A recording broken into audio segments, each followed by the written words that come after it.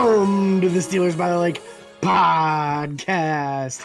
My name is James Strong, joined once again by my co-host Cody Tanner here on this fine Friday evening. Cody, how you feeling today? James, I am feeling fantastic, doing well, living life, just taking it day by day right now, my guy. How are you doing? Yeah, I'll tell you what. This pretty much summarizes how I'm doing right now. I'm hanging in there. I'm glad the weekend is here. We're going to celebrate with a little Hamburg peach blueberry cider. I'm telling you, this is one of the best ciders you ever have in your life. Non-sponsored ad right there. Hamburg cider. Oh, man. Wow. Gotta love. We'll have to give them a shout out. I like in the post or something outside of just this exact moment. Because technically we just gave them a shout out. But yeah. I'm not drinking anything right now. There's a chance I have to go back to work. Otherwise, I would be. So, speaking of cheersing to people in celebration, big shout out to both the state of Iowa and the state of Nebraska. Huge influx of downloads and new listeners in both of those states this week. So really appreciate every single one of you. Hopefully, some of you came back for today's show. If you did, thank you. Also, you have the opportunity to do a 5-star review on Apple Podcast or any of the other platforms you're able to review. And if you do so, we will absolutely give you a shout out on the show. So. Yep. We'll talk about you. We'll read whatever you say, as long as it is appropriate, and we'll have a good time with it. We appreciate all you guys listening and watching if you're on YouTube. Again, so we're excited to talk Steelers football. First things first, we did have an injury update with the Cole Holcomb. Cole Holcomb did get moved to the IR, which we expected, and Anthony McFarland Jr. did come off of the IR, which is fantastic news. I expect to see him returning kicks this week. So we'll see how that goes. Excited for that. With that injury to Cole Holcomb, they do have to change who wears the green dot. The green dot is just saying, hey, this person has a headset in their helmet. They can talk and communicate back and forth with the coaches. So that's all that. Is that back and forth? I don't think that's back and forth, actually. That's just they can hear. Not back and forth, just receiving it. I don't know why I said back and forth. But so that green dot is going to be moving to Quan Alexander. So Quan Alexander is going to have the coaches in his ear for the defense. So excited for that. Quan's the one that had that pick to seal the game last week. So that's absolutely. And this is something he's familiar with doing with previous teams that he's played on. He's been the signal caller, the play caller for the defense previous. So a role he's very comfortable with and will be taking over as the primary middle linebacker for the Pittsburgh Steelers. That leaves 2 other ones, and we're going to talk about both those guys as this episode goes on. Just kind of teasing it for right now. Let's move to the offensive line. Broderick Jones, lots of people asking, hey, looked like he was pretty good against the Tennessee Titans. Coaching staff appears to feel the same way. He is now listed as the co-starter with Chukwuma Okorafor, and it just so happens that Broderick Jones got most of the starting reps at right tackle in practice this week. He indicated that he fully expects to start against the Green Bay Packers. So I'm excited to see it. Yeah, I thought he was excellent. His move skills are great. His ability to pass block was pretty good. I didn't see any huge glaring issues going on there. Is he going to have some mistakes here and there? Absolutely he is. I mean, he had an ineligible man downfield penalty against him. Yep. Things like that are going to happen. He's going to get comfortable. But as far as his ability to block, he's might already be the best blocker on the team. So I'm ecstatic to have him in the starting lineup finally. Yeah, absolutely. So excited to have him. So that offensive line will look, just to remind everybody, the offensive line with Dan Moore Jr. on the left tackle, Isaac Seumalo on the left guard, Mason Cole the center, James Daniels right guard, and then Broderick Jones on the right tackle. This is arguably the best line we've seen in a few years, so I'm excited to see what they can do this week against the Packers. Speaking of the Packers and Steelers and injuries, players coming off injuries and everything else, we have the injury report for this week. We do have 2 players for Pittsburgh listed as out. Montravius Adams and Minkah Fitzpatrick are both listed as out with a ankle and hamstring injury, respectively. Neither of them participated all week long, so that's just how that typically rolls. Cam Hayward still dealing with that groin injury. limited participation early in the week, then didn't participate midweek, and then limited participation at the end of the week. He is not listed as anything, but I'm assuming he'll play. Elandon Roberts, outside linebacker, knee injury. Limited on Wednesday, didn't participate in practice on Thursday, and then full participation on Friday.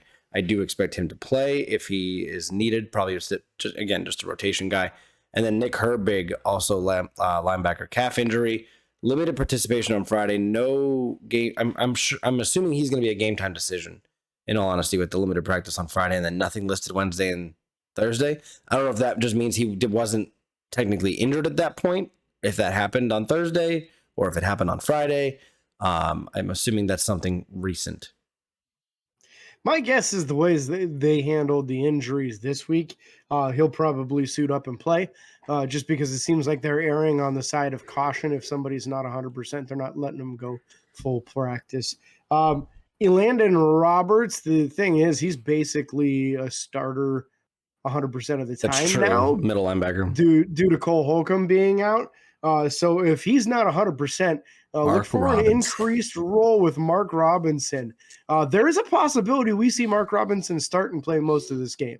It's an absolute possibility. Just because Elandon Roberts was a full participant in practice doesn't mean that he's not going to wake up tomorrow and be sore as hell and then not be able to play on Sunday. Yep. It's possible. It was bad enough that he didn't practice both Wednesday and Thursday, so that's significant.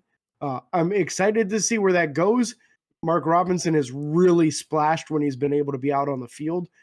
He actually had a couple nice plays on special teams earlier in the season. Then they rewarded him with some defensive snaps, which he just went out there and made plays while he was out there. Shocking. But there's been so much depth at the top three guys, and so much going on with trying to figure out who are the best two. Do we need to play all three? Do we need to rotate them? Do we need to go with just two of them that Mark Robinson just really hasn't had the opportunity to play? So I think with Cole Holcomb out the remainder of the season, they're going to sprinkle Mark Robinson in a little bit here and there if the other two are fully healthy. If they're not fully healthy, you're going to get a heavy dose of Mark Robinson. Yep. And then we might see some of Mike Howell, the guy that they just brought up onto the practice squad. I would not be surprised if Mike Howell gets brought up to the 53 for game day. Let me find his last name. He's got some real experience in the NFL. Mike Walker. Yeah, he actually is a former starter on some teams, so he's got a lot of experience in the NFL. Might be brought up just as the extra body and insurance policy going on there. Yeah. You want to talk the Green Bay injuries here? Yeah. Let's go to the Green Bay side of things. There's a handful. There's a lot going on here. So first off, we've got people that are going to be basically out for the game. Jair Alexander, they're listing him as doubtful. He didn't practice all week long, not even limited. So he's basically out. Quay Walker not expected to play either. He did not participate in practice all week long. Also, he's a starting middle linebacker or off-ball linebacker for him. Kenny Clark, they're very good, high-quality defensive lineman. Has been limited all week. They expect him to play, although it does say questionable. People inside camp are all saying he's going to play. Safety Rudy Ford with a calf listed as questionable. Center/guard Josh Myers with a knee listed as questionable. Tackle Josh Neiman, back questionable. Guard John Runyon, neck questionable. So we got a lot going on here. A couple guys with some nagging injuries going on also. But it looks like a few of their offensive linemen pretty banged up. Starting corner and their best defensive back, Jair Alexander, expected to miss the game. And then one of their starting safeties in Rudy Ford could possibly miss as well, with being limited in practice all week long, never even went full.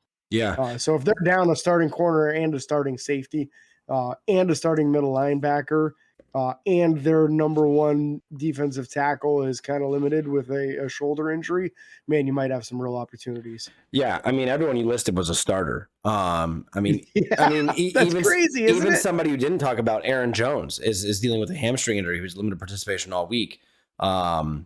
Christian Watson, wide receiver with a back problem, was a full participation all week. Expect him to go, but you got to imagine both those guys being technically starters for them. There's a chance that I mean, they're going to be out a ton of people here already just from the start.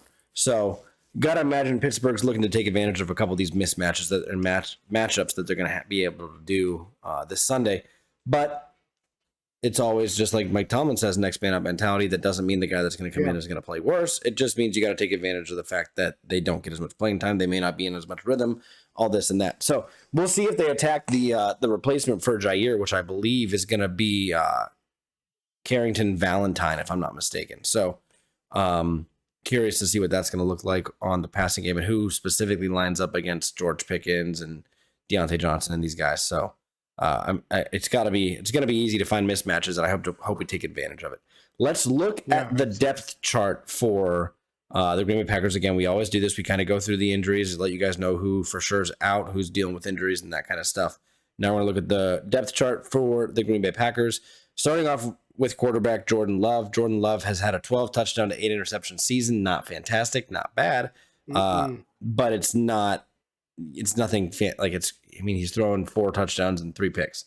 That's what he's doing. So do that good. That's a lot of interceptions. I know. Do that some more. Of turnovers. Do that some more. Yeah. It could be worse. Averaging one interception a game. That's a high rate to be throwing interceptions. Mm-hmm. If you end the season with 17 interceptions thrown on the year, people are asking who's the guy that's going to start next year. They don't watch it back. Yeah, but I'm just talking in comparison to where Kenny's at with 6 and 4. It's not much. It's not much better, other than the number.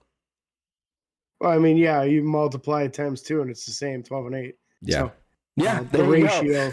The ratio is identical. Just Kenny's not turning the ball over anywhere near as frequently. True. Is what's happening. True. So, if for some reason Jordan Love is not able to go, don't forget they've got Sean Clifford, former Penn State Nittany line, backing him up. I think he was a 6th-round pick this last year. So rookie backup quarterback, and he's the only one on the team. Yep. Running back, Aaron Jones, one of the better running backs in the NFL. So if he's healthy, he'll be a handful. A.J. Dillon, his backup, is a big, monstrous dude, a Najee Harris-sized dude. If you get into the wide receiver core, Jaden Reed, Christian Watson, and Romeo Doubs. Romeo Doubs, of course, was Carson Strong's star wide receiver at Nevada. Yep. I think this is his 2nd year in the league now. Christian Watson was a stud rookie wide receiver for them last year as well. And then Jaden Reed, the speedster, as their number 3 wide out there. Luke Musgrave, their starting tight end, rookie Luke Musgrave. This was a strong tight end class. He's one of the guys that was very good.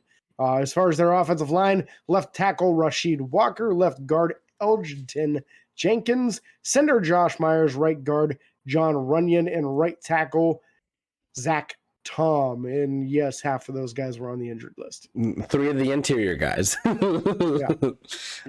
So real important injuries there. Defensive side of the ball, riddled with injuries again. We'll talk about it. Their starting defensive ends are Devontae Wyatt and Kenny Clark. Kenny Clark again on that injured list. Nose tackle TJ Slatton listed as the starter there. And then you got they run a 3-4. So the outside linebackers, Preston Smith and Rashawn Gary. Those are their outside. And then inside, Devondre Campbell and Quay Walker. Again, Quay Walker on the injured list. Eric Wilson would probably come in behind him.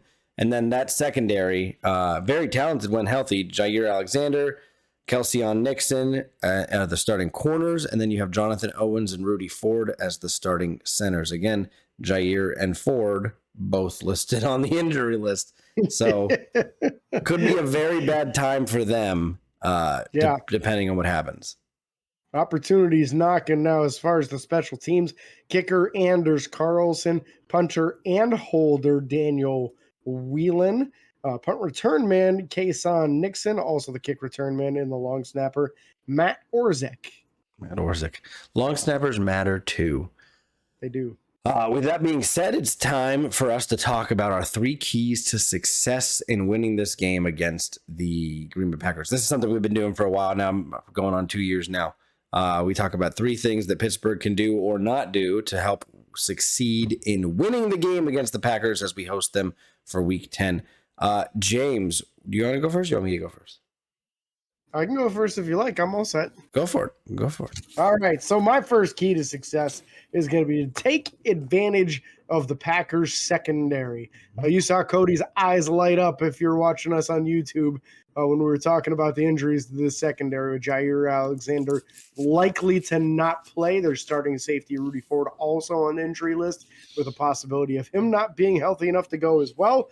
You got to light these guys up. I'm calling for Kenny Pickett to throw 250-plus yards this week against a banged-up Packers secondary.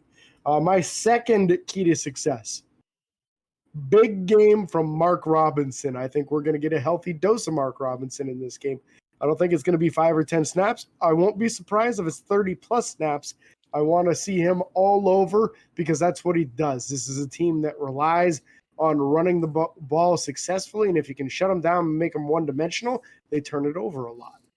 So it's big for guys like Mark Robinson, Elandon Roberts, Quan Alexander, who are specialists in stuffing the run, to go out there and make sure you put them in those long down and distance situations. My third and final key to success, I want 2 catches from Darnell Washington. Let's double his season total. Let's expand the offensive capability by using this big man over the middle. I think if you throw it to him twice, you can have 30-plus yards pretty easily. Very nice. Very nice. Yeah, my 3 keys are somewhat similar, or maybe 1 or 2 of them. My first key to success is utilizing the middle of the field. A lot of the time we see, I'm not talking specifically tight ends. I'm not talking just tight ends or just running backs or anything like that. I'm talking utilize the middle of the field to make the guys have to play inside, to open up room outside for outside runs, for out routes, for all this stuff. We see all the time we go deep down the sidelines to George Pickens. He has these toe tap catches and this and that, and even Deontay catching on the sideline. I want to see us utilize the middle of the field, get our guys into open space that can make moves or make people miss, or like Darnell Washington, run people over. Even Connor Hayward has made plays in the middle of the field when we put him there. So utilize the middle of the field. That'll open up the running game. That'll open up other options for the passing and really help us move the ball downfield. Key number 2, I want to see constant pressure on Jordan Love. I don't want to see him get comfortable in his pocket with a degrading offensive line, with the injury-riddled offensive line. Even if these guys do play, they're not going to be playing at 100%. Take advantage of that. Have Keanu Benton and Cam Hayward attack the middle, get pressure on, make them have to double somebody inside, or have a 6 linemen because you need to make sure you're accounting for Alex Highsmith and TJ Watt. But I want to see constant pressure on Jordan Love. I want to see some interceptions, some sack fumbles. I want to see it all. And number 3, James, you're not going to guess what this one is. Let's not be the turnover. It's not win the turnover battle. It's not. It is. Okay, good. It is special teams. I want to make sure that, we're getting Anthony McFarland back. We have Presley Harvin. I want to see us win the positional battle and fight for field position. I want to see us, if we do have to punt, we're not punting back from our 10-yard line. We're punting from, the 40, the 30, somewhere up in there. We're getting down the field. We're moving the ball. Don't get me wrong. I'd love to not punt at all this game. That would be fantastic. Let's just score on every drive. But realistically, stuff happens. You're going to have to punt. At least win the field position battle. Force them to be doing things. I mean, we saw what happened when we first, I can't remember what team it was. Was it the Jaguars that we blocked the punt? I don't remember who that was. But anyways, force them back and win the field position battle. That's all I can say. It was either that for my third one or win the time of possession battle, because we typically just go 3 plays and put it back anyways. So yeah, technically if you're doing one, you're kind of doing both. So hopefully that works for us. So those are my 3 keys of success. Again, if you guys have 3 keys of success against any of the teams coming up down the road, obviously we can't share your keys to success against the Packers now. But share your 3 keys to success next week for the next game, and we'll happily talk about it on our Friday shows. We do love that. And if you put it in the comments of this episode, 100%, yeah, we'll talk about it. We'll absolutely talk about it on the Monday recap show. As long as it's commented before the game. Don't watch the game and see TJ Watt get 4 sacks and say, my key to success is TJ getting 4 sacks. Well, no shit, Sherlock. You don't get credit for that one, so don't pull it on us. We'll see the time when you put the comment on. But yeah, we're excited for this game. Big game. 2 very huge franchises in the NFL, Green Bay Packers, Pittsburgh Steelers, rematch of the Super Bowl, the last Super Bowl that we went to, the last Super Bowl that we lost. So we'll see what happens with this. it's new faces, new guys. Last time was Big Ben and Aaron Rodgers. This time it's Kenny Pickett and Jordan Love. So we'll see what happens. We can't thank you guys enough for watching and listening. Be sure to like and follow on Facebook, Twitter, Instagram, TikTok, and YouTube. Subscribe and ring that bell. It's free. Don't forget those 5-star reviews on Apple Podcasts. Get your shout out here. And until next time, this is your host, James and Cody, signing off. Peace.